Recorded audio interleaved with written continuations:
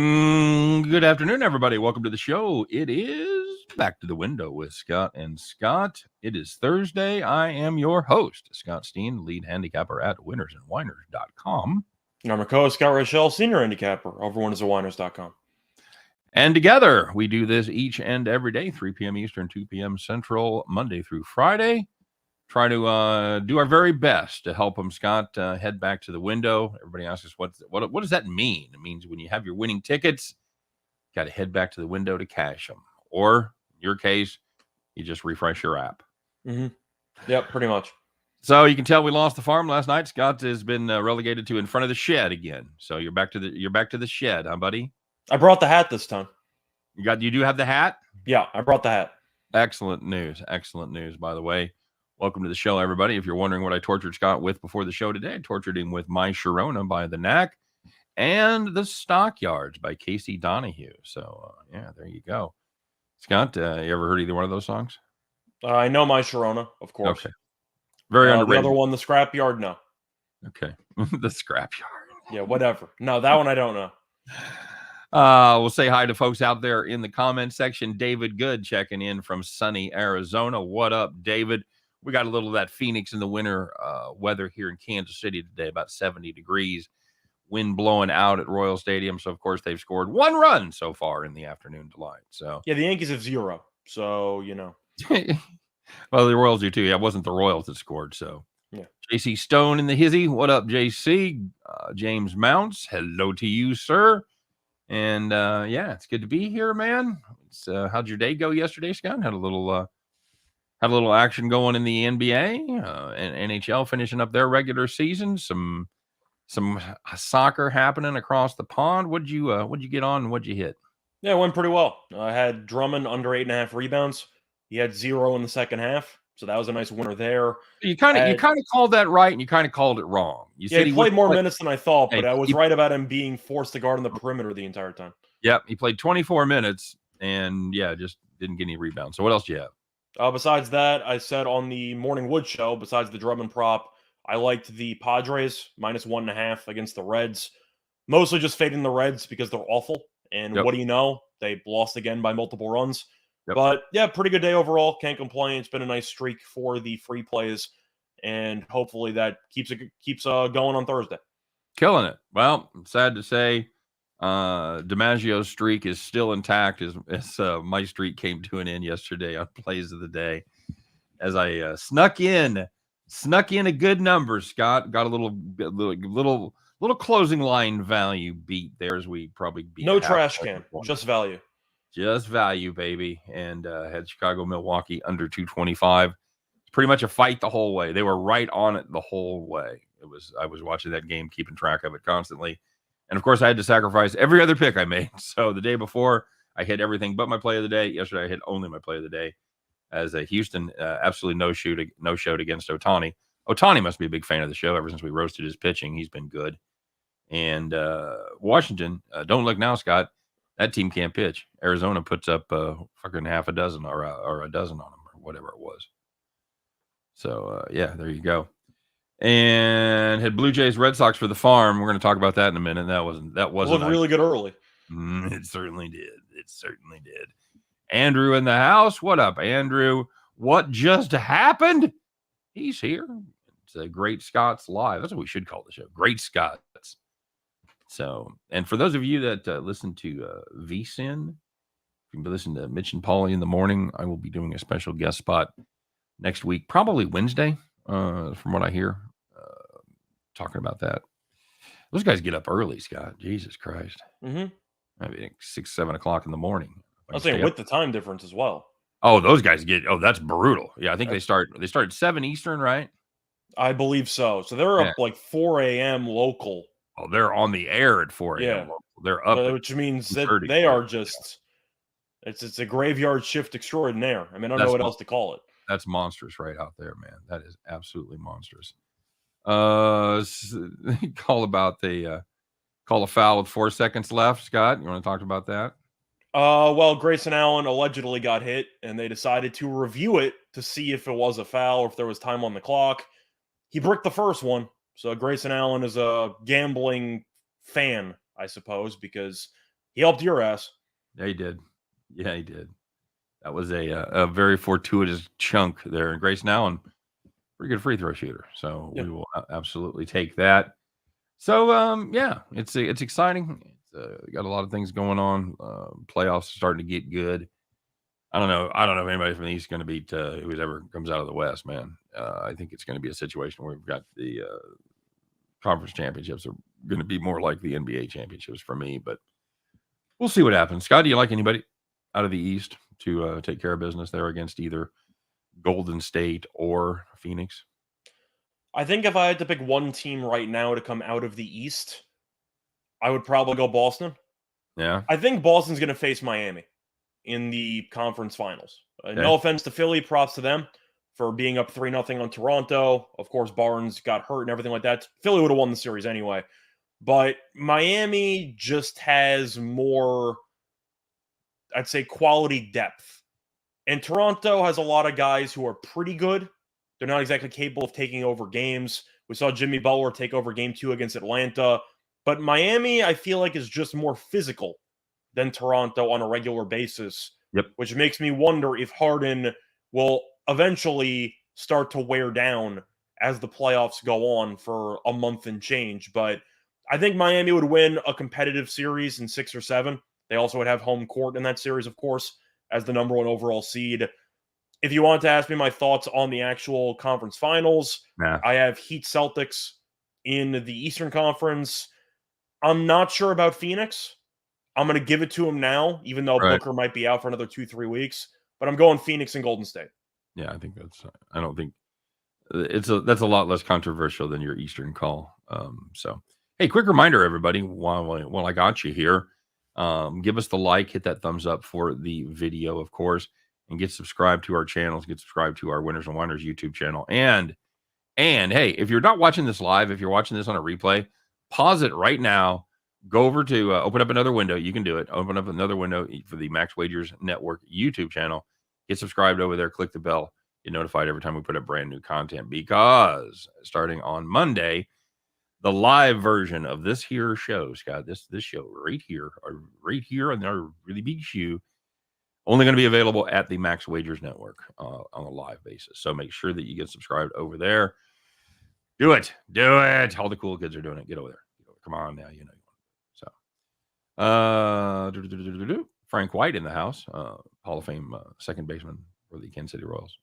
Royals Hall of Fame, not Baseball Hall of Fame. Same guy. I don't think it is. That'd be my guess. He is a county executive, by the way, here in Kansas City right now. He's doing the political thing. So anyway, make sure you get like and subscribe, do all that. And of course, check out the great deals we've got going with a couple partners of ours. We have a baseball special that's still being run by DraftKings, going to be good through the 1st of May. So hustle up. You got about a week plus. $5. God, that's all you got to bet. That's all you got to bet. Any money line baseball game, you bet $5 or more, you receive $200 in free bets. Of course, you have to be physically located in Arizona, Colorado, Connecticut, Iowa, Indiana, Louisiana, Michigan, New Jersey, New York, Pennsylvania, Tennessee, Virginia, Wyoming, and West Virginia. Have to be 21 years of age or older, except in New Hampshire and Wyoming, where fuck anything goes. You can have like 7-year-olds in there betting. They don't care. No, you have to be 18. So all you have to do, have to make a deposit of $5 or more into your sportsbook account. Make that bet between today and the 1st of May, and you get $500 or $200 in free bets, in addition to any winnings, of course, that your bet would generate. Use the promo code WAWVIDEO. That's Winners and Winers video, and the link is in the description of today's video. Scott, speaking of, although I love their code, they have morning seizure is the code for Alley Show. Ours isn't exciting. Tell us what we got going over there at Caesar Sportsbook. So at Caesars, if you want to place an $1,100 bet, it could be lower, but that's the ceiling for this promo, and you're new to the Caesar book, they give you a money-back guarantee. So if you place a first-time wager of up to $1,100 and you lose, you get it back in the form of a free bet. So it's an insurance policy built in for your first wager with Caesars. Promo code ATSWINSCZR. That's right. There you go. David Good said Frank White was discovered via the Royals Academy, a short-lived deal that they tried to reach out to local kids. And yeah, that's absolutely correct. He went to Lincoln High School, which was right in the shadow of the old municipal stadium there on Brooklyn, right up the street from the best barbecue joint in the world, Scott. So you ever come to Kansas City, I'll take you there. Okay. Brian's Barbecue. There's no link. What? There's no link what? No link in the description? All right, I have to check. Scandalous. I set those all up. That I can't even blame other people on that, Scott. Well, you can. It would just be a waste of time. Right. Yeah, that'd be kind of a douche move. I don't know who's responsible for getting that shit going. Waste of time. Okay. There it is. Hang on. I'm looking. It's right there. Look harder. Who said that? Is that Lex? Lex, come on. On the Max Wages Network page. Oh, sorry. I gotta pay attention. Okay. All right. Well, I will make that adjustment because it should be there. You hate when people say that, Scott. They're like, it should be something. Yeah. Well, it's not. Yeah. Oh, nope, Lex, it's over there too, buddy. I'm looking at it right now. You got to scroll down, brother. It's way down there. But it's basically the end of all the verbiage there for the thing. All right, so no on no first running on Nerfies. What variables are the most important? I would look at, of course, who's pitching, what their tendencies are. They're a slow starter. I also want to with hitters in the top of the order versus the starting pitcher. Yep, and I also want to know what that team's proclivities are for scoring versus not scoring in the first inning. We're about 11 games into the season now. I'm not sure we've got quite enough of a body of work to. Well, Baltimore's 0-11, so there you go. To the under. They've yet to score a run in the first inning. Oh, they're 0-11 on the Nerfy too. Yeah. Well, I don't know about the Nerfy because they've given up runs in the first inning. Okay. But them offensively, they've scored 0. No. Okay. Cool. Lex, yep, that's absolutely right. Had to scroll further down. I feel better now. I think the Yankees have cashed a bunch of no-run first innings. They ended up hitting a Yurfee a couple days ago because of a Donaldson pop-up that went 3 inches that fell into the infield for 2 runs. But yeah, the Yankees have not been good in the first inning either. Do you say, generally speaking, that you would translate success being an under team or an over team to a corresponding bet to make in the first inning? In other words, if you're a team that has shitty pitching but decent offense, does that translate into something you would Yurfee more? I think it could, but a lot of it, once again, is matchup based, where I don't blindly look at a team unless the trends are extremely noticeable, where you're just blindly going to take a yes run or a no run. But when a team's 0-11, like the Orioles when it comes to scoring, and half of the battle of the inning is, of course, one of the teams scoring, and if they're not doing that, then your implied odds of success drastically increase.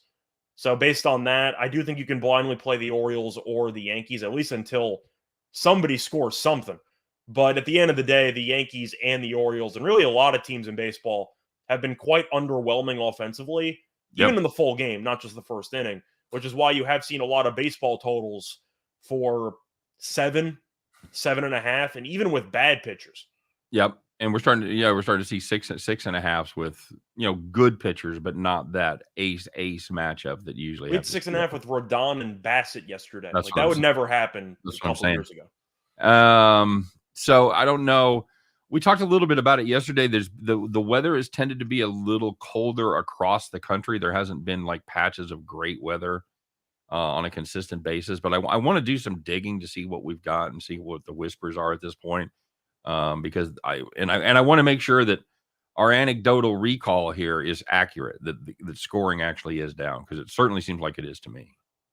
Yeah, it definitely is. Bill McDonald said, can't believe Chelsea lost to Arsenal yesterday when they lose 4-2, Scott. Kind of an upset. Something like that. It was tied 2-2 at the half, so it was crazy because you had 4 goals in the first half. But yeah, Arsenal lost over the weekend to Southampton, and Southampton's been a mess. And then Arsenal decided to score 4 goals. And I guess Chelsea's defense took the day off. There you go. Somebody asking us about the Grizzlies.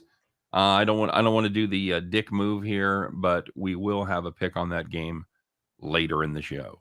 Yeah. So, are there more nerfies early in the season? Asked David Good. Again, anecdotally, I would say yes, because pitchers come out of spring training ahead of hitters, generally speaking. The weather's colder, the ball doesn't travel as well, et cetera, et cetera. Again, I don't have the stats in front of me, but anecdotally, I would say that is absolutely true. Scott, would you agree with that? It feels that way. Now, I'm not sure if that's fully weather-based or maybe the batters are behind the pitchers with the limited spring training. I'm curious if that's a possibility too. But some of it could just be offensive philosophy. Teams are so focused on the home run ball.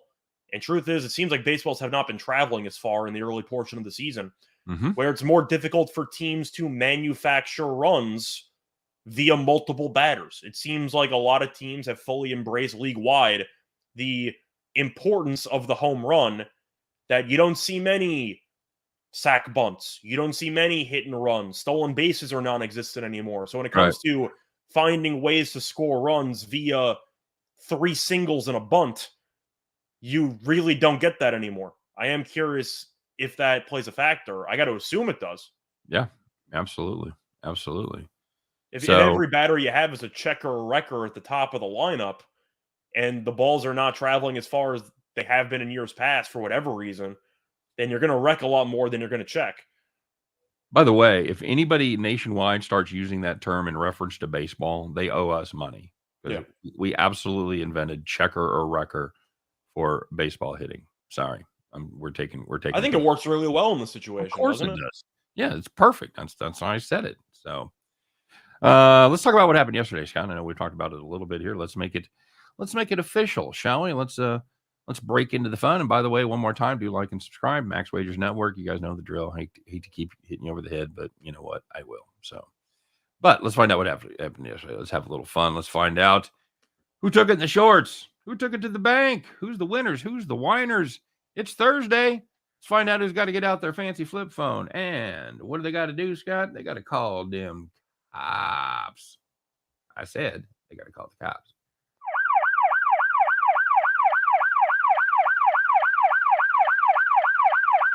Very good. Very good indeed. We're going to start off in the major leagues. Perhaps, excuse me, perhaps you had this play, Scott. I know I did. Perhaps some of our fans had this play. The Blue Jays Red Sox over 9 had 6 runs in the first 2 innings, including a 5 spot from the Blue Jays. Yeah, looking good, baby. We just need 3 runs to push, 4 runs to win in the next 7 innings. Scott, how many we get? 1. One more run by the Blue Jays, Red Sox. Dreadful. And again, we talked about we talked about Barrios, the pitcher for Toronto. We roasted him a little bit. Somebody in the comment section defended him quite well. He struggled early, but he struggled a little early, as in the case with many good pitchers. You got a little shot at him early. That window opened just a little bit, but if you don't go crashing through that window in the first, second inning, it's over, man. And that's exactly what happened yesterday. Barrios found his footing, and had a real nice outing. At the end of the day, if you had the over there, you thought you were in great shape, and then you weren't. Call the cops. And looking at the second one, it was kind of a similar story, but an even worse beat. If you had the Angels and the Astros over 8.5, well, the Angels scored 6 runs in the top of the first inning, and that was it. You had 8.5 innings of no runs, and the game ended 6-0. That's rough. It really is. And lastly, it's the first time that this has come into play this season. I still put forth that this is the all-time bad the dumbest rule in betting. Whenever this happens to you, it is absolutely horrific. Stupid fucking rule. You had the Rays Cubs over 9. Congratulations. They had 10 runs in the first 5 innings. You're a winner. Nope. The game was called after 6 innings due to rain. Still a legal game, still an official result, except That ticket, no fucking good. The bets were voided on both sides. If you read the fine print, you have to play 8.5 innings for a baseball wager to count, or in the previous years, a 7-inning doubleheader. But you get the idea. The point is, since it was called prematurely, it's a surprise rule. It's just a stupid fucking rule. Since the game was called prematurely, even though you automatically won your over bet, it's impossible to score -2 runs. Right. Yeah, you have to get a refund for that. It's a nice little loophole for the books, and I get it. And I get it if you've got the under there.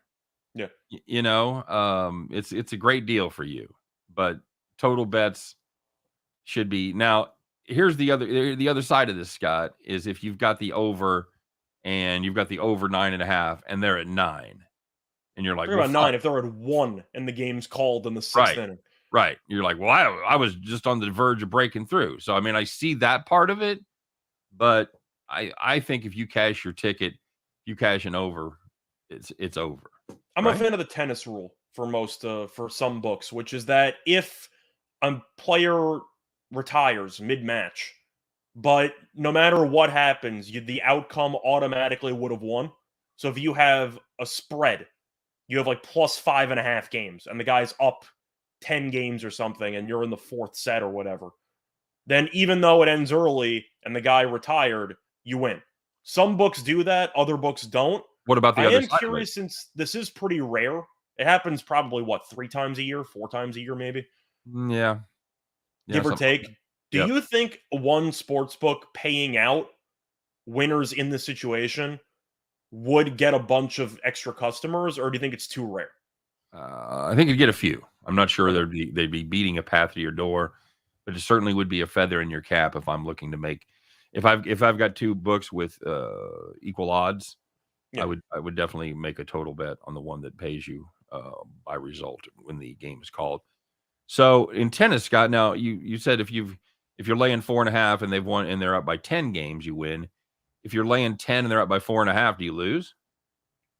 That's actually a good question. I'm pretty sure you lose. See, that's you lose if it automatically cannot change.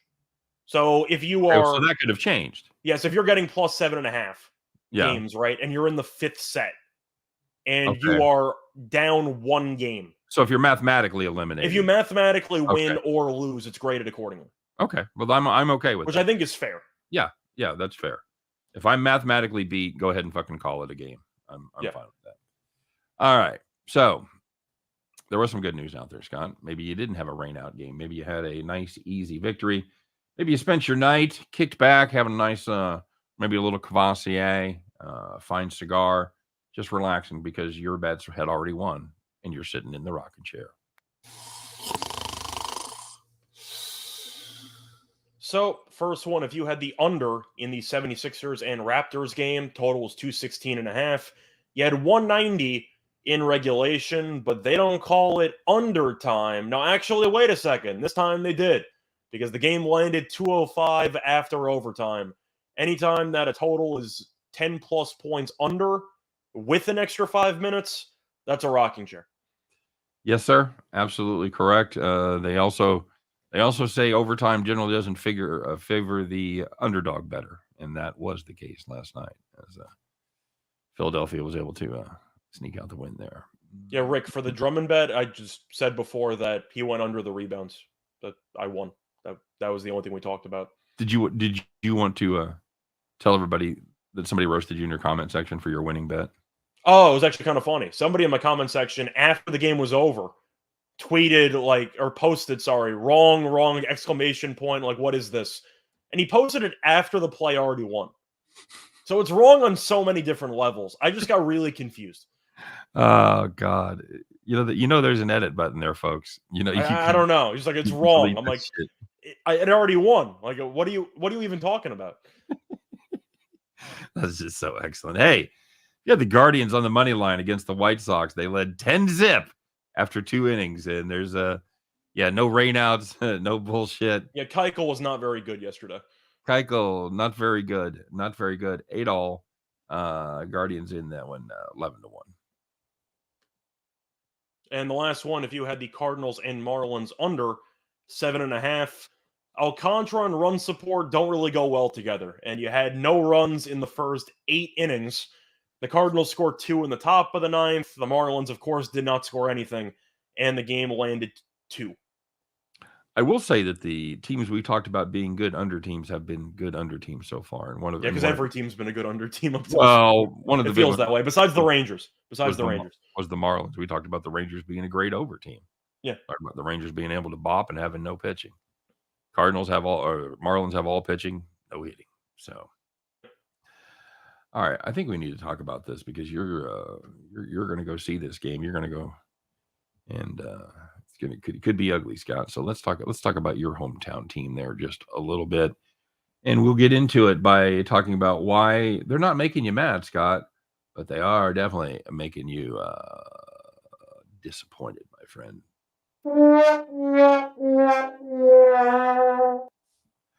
I'll let you speak to this. So it's the Brooklyn Nets. And there's a lot of different angles you can go at. You could blame Durant. You could blame Kyrie. You could blame Steve Nash. We're just going to push that to the back burner a little bit.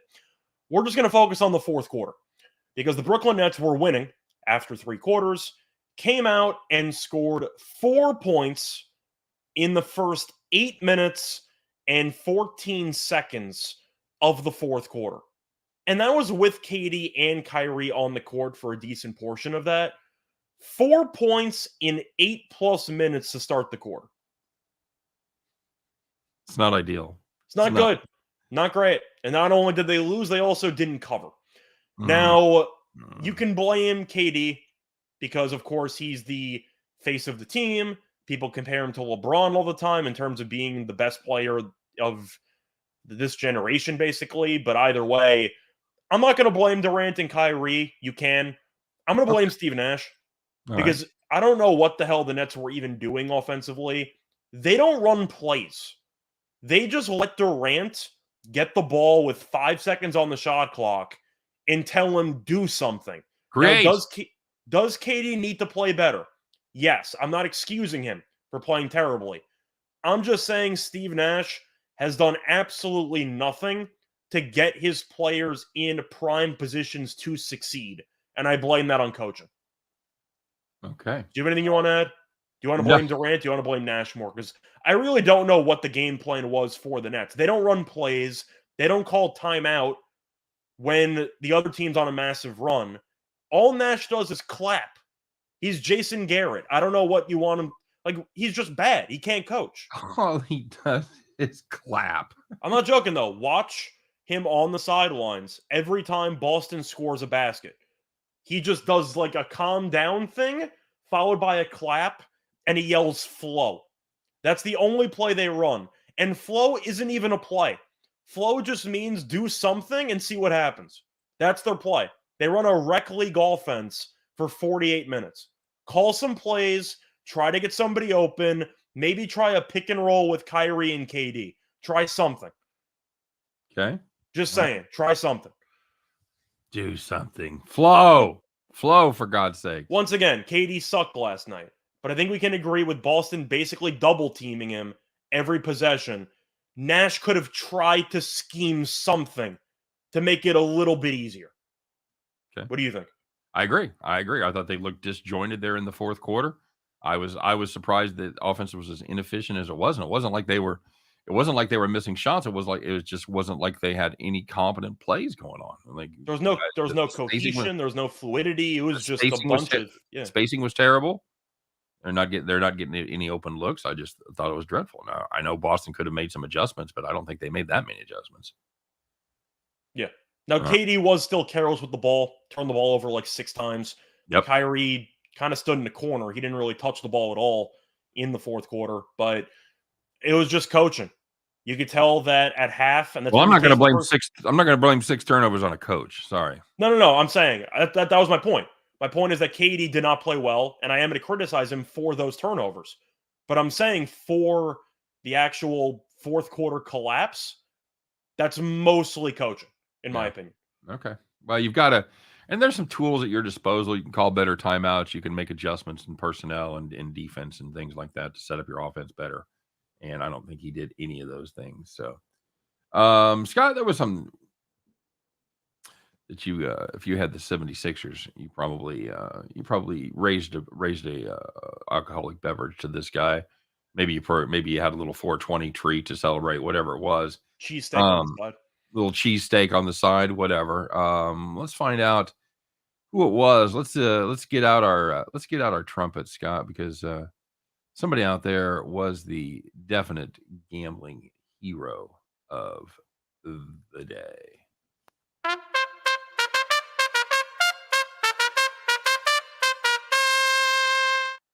So, Scott, overtime is winding down. Philadelphia 76ers tied with Toronto. They got a chance for one more shot. I think it's going to be a three-pointer. If you're the 76ers, who do you want taking that three-pointer, Scott? Maybe Maxey, Harris? Harden fouled out, so he wasn't an option. But Sonia yeah, Henry's probably around there. Even Niang makes 2/3 of his three-pointers. He's 2 for 3 per night. But they decided to put it in the hands of the big man, Scott, and not Clarence Clemens, to put it in the hands of Joel Embiid, and he drained that motherfucker. Now he's not a stranger to three-pointers. Shoots about 4 a night, makes 33% of them. So he's not it's not man bites dog, but probably not the way they drew it up, huh, Scott? Definitely not. But it was a weird situation where the shot clock was running down. Embiid lost the ball. He chucked up a one-handed shot from half court, which went right off the backboard. But Doc Rivers sprinted down the sideline to call a timeout before Embiid chucked it.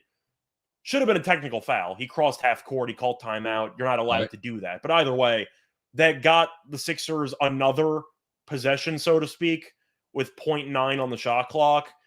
My main question for Toronto, if you're going to leave one guy wide open from an out-of-bounds play with 0.9 seconds left, how the hell do you let Embiid get wide open? I don't know. I mean, that's although, again, is that the first guy you're going to make sure you cover? I don't care. With they didn't need a three. You cannot let Embiid touch the ball. Well, you can't. I would say you can't let him touch it inside of the perimeter. Well, truth is, even if he touches it, you can't give him an open basket. He was wide open. Well, that's true. They had obviously made the decision to cover everybody else. A lot of those guys that we mentioned at the top of this hit. But yeah, he did his thing, man. And that's, if you're in the NBA, there's a really good chance what do you think the average, like a bad NBA 3-point shooter, what do you think they shoot without anybody on them? You think most of them shoot 40%? With nobody on them? Yeah, I would say a bad shooter's probably around 35%. Okay. So you take the worst center. You take the worst 5 in the league that never fucking shoots threes. I'm not saying Shaq's going to make 35% if you leave him wide open, but I think that Embiid is skilled enough to make a three-pointer when he needs to. Yeah, like I said, he shoots 33% on the year. So he's definitely a guy that can knock down a three. So yeah, so he's 33 on the year, wide open. I'll bump Embiid up to around 37%, 38%. Andrew said Embiid's shot curved in midair. Said that couldn't have been done by magnets at the rim like David Blaine insinuates. But losers? It says lasers. Oh, lasers and the overhead cameras could achieve that. I don't know. So we're saying somebody was able to guide that ball in the air while it was in the air? In Toronto. Huh. I don't know, man. I can't go down that. I'm not gonna ever like just dismiss something out of hand, but I would say I've seen nothing convincing as far as evidence goes that would indicate that's even remotely possible. Scott? That just sounds made up. I'm gonna be more blunt about it. No, I just think Embiid's a great player, made a great shot. Okay. All right. That's fair enough. See, counting money, it's a little bit tricky because Embiid went from crying to having his great moment yesterday. I'm sure Embiid would have rather have won that game against Toronto in Game 7 than a Game 3 where his team was already up 2-0.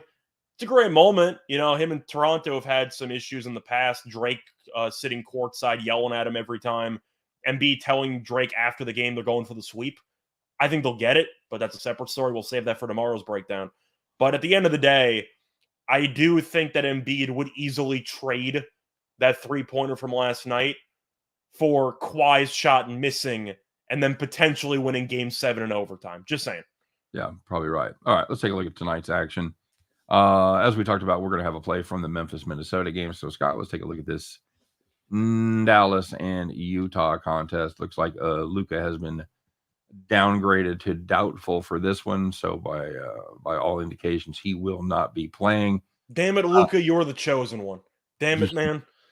Dallas was able to sneak out a victory there in game 1. They go to Utah tied at 1 apiece. It does take a little bit of the pressure off of Luka, and that's what we talked about, that he might feel a little more pressure to come back if they were down 0-2. They're not. Is this a sacrifice game for Dallas, Scott? Sacrifice is a strong word, because I don't think Utah's good enough that you can sacrifice games, because I think even when you might try to sacrifice a game, Utah's bad enough to let you hang around and win. Oh, no, you take it. You take it. I don't know what you think, but I'm assuming you would agree that Utah has really struggled to even take advantage of a Luka-less Dallas team. And we saw that Dallas embraced the Clipper strategy we saw from last year, which is put a center in who could shoot threes, attempt 50 threes per game, and maybe you could beat Utah. And that seemed to be what happened in game 2. Now, of course, people are going to roast Gobert because he's the defensive player of the year hopeful. He's won numerous times. The more that I've actually watched that series, the less I've blamed Gobert for his defense. Now, offensively, Gobert's been a mess. There's really no other way around it. He's been terrible offensively.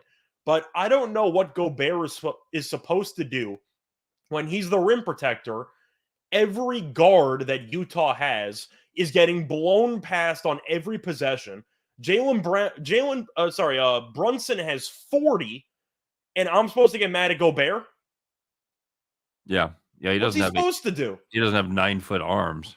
That's the point. You're going to lose either way, because either Gobert chases Kleber at the 3-point line and gives up a wide open layup to Dinwiddie or Brunson, or he stops the layup and somebody's wide open for 3. Stop blaming Gobert. Blame Conley, blame Bogdanovich, blame Donovan Mitchell, because all 3 of them have been awful on defense the entire series. Gobert can only cover up so many mistakes. I'm giving him a pass. He's going to get the bad rep. He's going to get the blame for it. He doesn't deserve it for the defense. That is not his fault. Somebody says you guys had the over on the Bulls game. What happened? Au contraire, I had the under. No, we had the under. Yeah, I had it as my play of the day. So we were on total chaos. We both liked the under. Yep. What happened? We liked the under. So it went under. Yep. Blame Quinn Snyder and his bad defensive schemes. The schemes aren't good too, but I mean, am I supposed to really blame Gobert for Brunson going for 40 points? No, I mean that's the thing. I mean, in the NFL, you go, well, it's a defensive group effort, and if they score a bunch of points, you go, well, the defense sucks. But in the NBA, if you got one guy that's head and shoulders good defensively, and that team gives up a shit ton of points, you're going to blame the one guy that's good defensively, even if he doesn't match up positionally with the guys that were causing the problems. And that's the case with Gobert. So yeah, I totally agree with you. It's not like he's getting dominated in the paint. It's not like he's not being all of a sudden not protecting the rim. He's still averaging like 17 rebounds per game in the series. Right.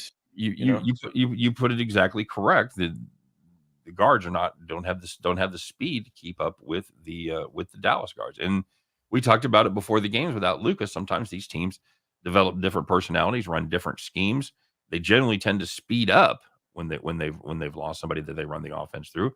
They attempt more shots and oftentimes a little bit more efficient. So I think we saw that. Now I'm just gonna say, if you want to blame Gobert for what happened, if Whiteside was playing 30-something minutes instead of Gobert, Dallas would have 130 every game.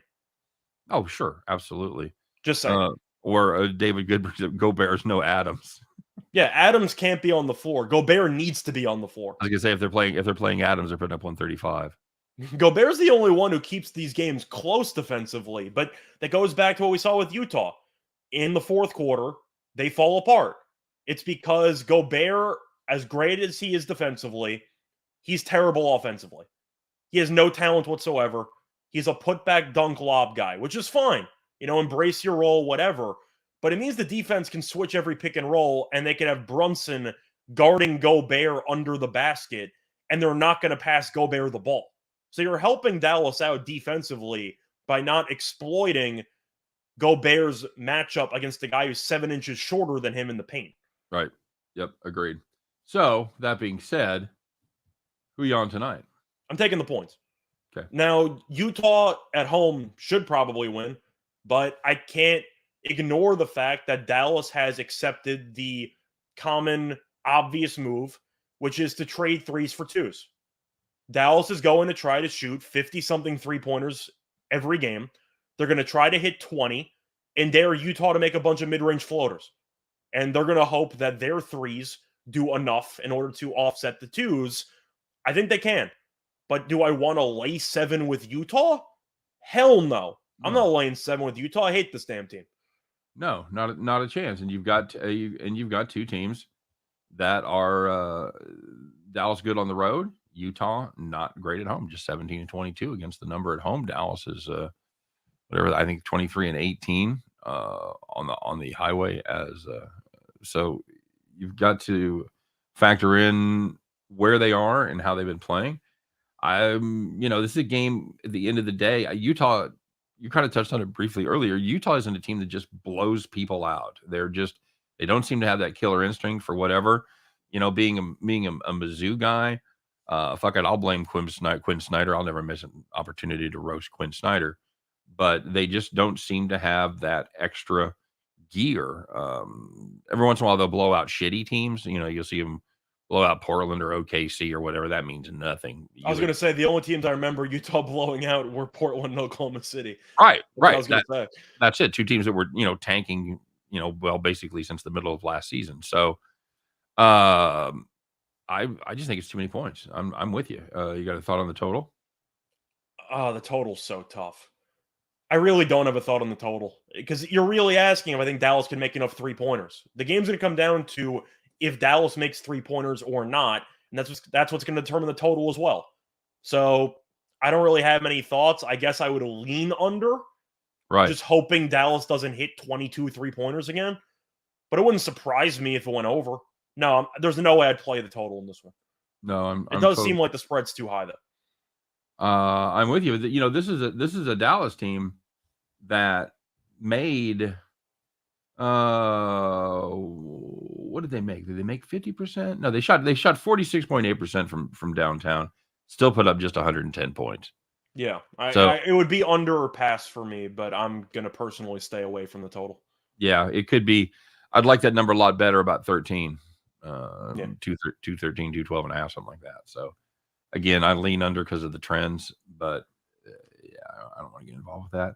Maybe a Utah team total under potentially if you want to go with that approach, because the truth is I'm more scared of Dallas's offense to ruin a total than Utah's, because I've seen Utah's offense all year long. I know what they're capable of. I know their limitations. I know that late in games, Mitchell has to do everything for this team because Conley's not very good. O'Neal's not very good. Gobert's useless offensively. Bogdanovich gives you some production every now and then, but it's mostly Mitchell. Dallas can hit a bunch of threes. The other game here, Scott, is one that should be easy for us because we've each got a play of the day on it. Congratulations. Looks like we beat about a point of line move. You and I both like Golden State. I laid out my points on the video. Yeah, have anything to add to that? You just want to just piggyback off me? Well, mine was posted first, so, Whatever. You win one play for your free play and you copy my streak. I see how it is, but yeah, I would have been copying you earlier if I'd have known that was a strategy. You should have been copying me earlier. I know. Steven Adams prop was sitting there for you. But yeah, for me, I'm going with the Warriors, of course. I think Denver's the worst team left in the Western Conference. And it sounds like a hot take because Denver was the 6. Do you think New Orleans right now is better than Denver? Because I do. We talked about that. I'm asking, do you think New Orleans is better than Denver right now? Yeah. I think they are. Because New Orleans, Denver is so predicated on one guy. And if you can stop Jokic or at least slow him down like Draymond is doing, they got nothing else. They don't have the bodies to take advantage. The one place you can take advantage of them, you can take advantage of them on the perimeter, but they don't have the bodies with the quickness to take advantage of that spot for against Denver. So it's the same thing I saw last year. Denver was down 2-0. against Phoenix. Phoenix was the much better team. They were a world beater, and people expected Denver with the altitude to maybe come back. What happened? They got smacked.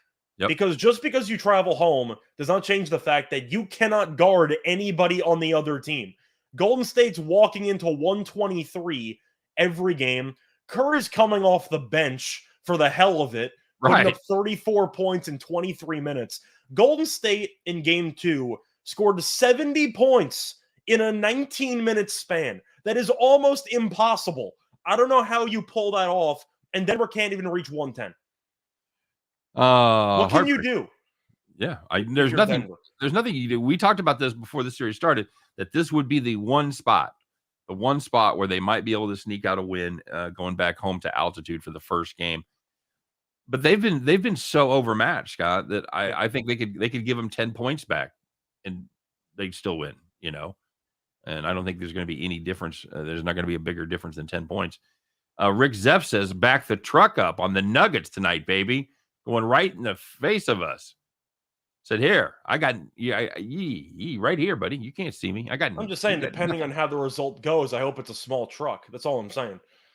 But I just can't really see what Denver can do. And you can make an argument that Golden State will shoot worse, than they did at home because they were amazing and a lot of their players couldn't miss. But even just offensively and defensively, what has Denver done well in this series that you think can propel them? Jokic has not played great, but let's say Jokic goes for 35.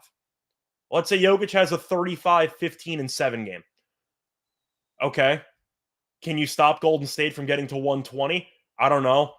Is your second best player in the series arguably Will Barton? Potentially. That's not good enough for me. Could potentially get off to a hot start. We've seen Golden State struggle in the first quarter of some games, but the odds makers have already adjusted to it. They have Denver favored in the first quarter and favored in the first half, but we've seen Golden State in the third quarter, even in the second quarter in game 2, they just have this gear that they will hit for a 5-minute stretch. They'll flip it, and they'll outscore you by 15. That's what it happens every game. And it's going to happen again in game 3. I talked about that on my video, that you'll see Denver wins a quarter and they win by 1 or 2. And Golden State wins the next quarter, they win by 13. That's the killer. You got those little spurts. Now Rick's bringing up the thing that we talked about yesterday. When you have a team that's down 0-2 going back home, first quarter, first half, generally very good plays. That was the case yesterday. They adjusted the number in the Toronto game, made Toronto -1 in the first quarter. Didn't matter. They were up by 10. Scott, could we see the same thing happen in Denver tonight? Absolutely. We could. Denver needs a good start because they're awful with good starts anyway. So if they get a bad start, this is going to snowball. But I think it's going to be a sweep. The way that I'm just looking at it is the fact that Denver going in, I didn't like them in the matchup. It's somehow gotten even worse for them as the series has gone on. And I don't know if you're going to overreact or not to the players on the team fighting with each other, because we saw Miami overcome that. But when DeMarcus Cousins is on your team, who I think might be one of the worst teammates in the history of basketball, and he's almost fighting with Will Barton, who has 20-something points. Barton was one of the only good players in game 2. Yeah, I don't know what that beef was about, but that's I just think that team is decaying from both the inside and the outside. They might play better at home. I'll give them a 5-point loss.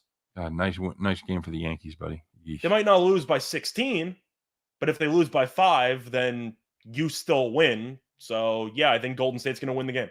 All right, one last one here. Somebody asked you about Ja Morant over 29. He's gone for 20. He's gone for 23 and 32 in this series.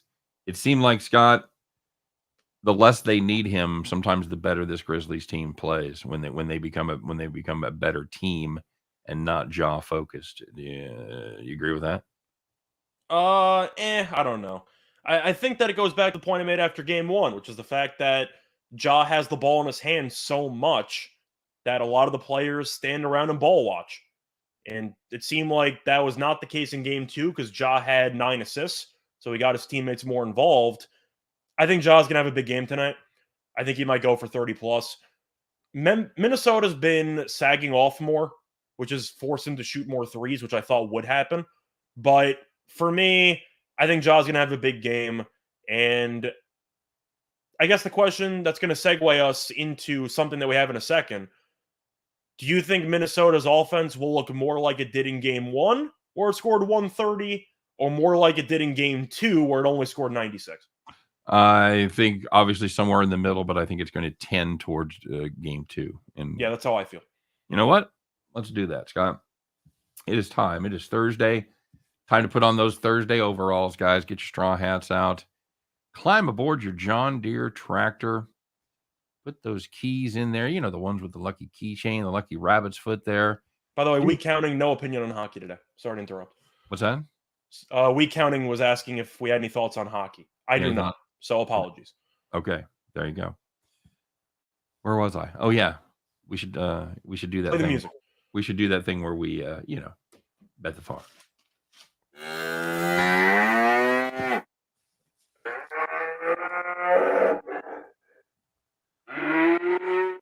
Stop. All right. Are you good? We've gone mad. All right. I don't know what the hell was going on there, man. Something was going crazy with the board. Okay. Stop. You know what I'm gonna do? I was gonna say it's my day. Do you want to just mute yourself and I'll just do it? I literally just got rid of it. I don't know why we can even still hear it. So okay. Anyway, there you go. Scott, heartbreaking farm situation yesterday. Yeah, super sly cows are drinking. It's an ugly scene at the farm. What's that? The cows are drinking. Yes, it's cows a are weird drinking. scene They're at the kicking farm. the bottles over. Yeah. It's Mrs. O'Leary's farm all over again. Mrs. O'Leary's cow. So, we got to get back on the right side of it. And we've got one cooked up for today. We've kind of been alluding to it. We've done everything but coming right out and saying it. Scott, what do we got cooked up for the farm today? So we're going to go with the game we just talked about. And we mentioned a lot of positives about Memphis and a lot of negatives about Minnesota.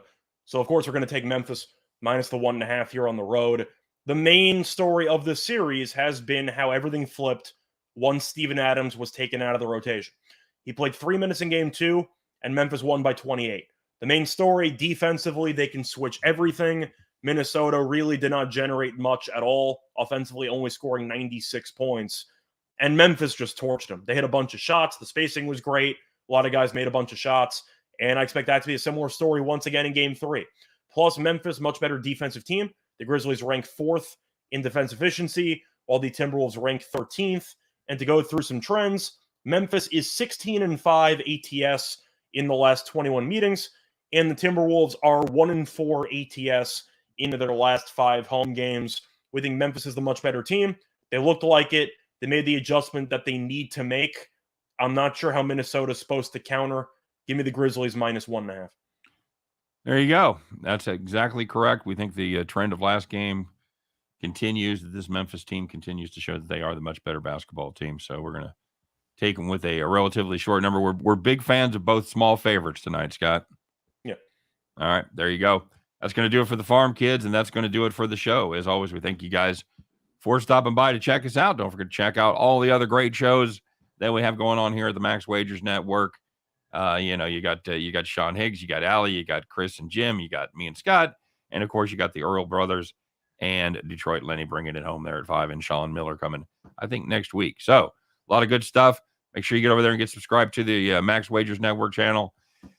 And we will do this again tomorrow, Scott. We'll be back at 3 p.m. Eastern, 2 p.m. Central. We'll be doing a NASCAR show right after that. So, it's a doubleheader Friday. Make sure you guys stay tuned and check that out. We'll be back tomorrow again to help you on the never-ending journey to do your very best to head back to the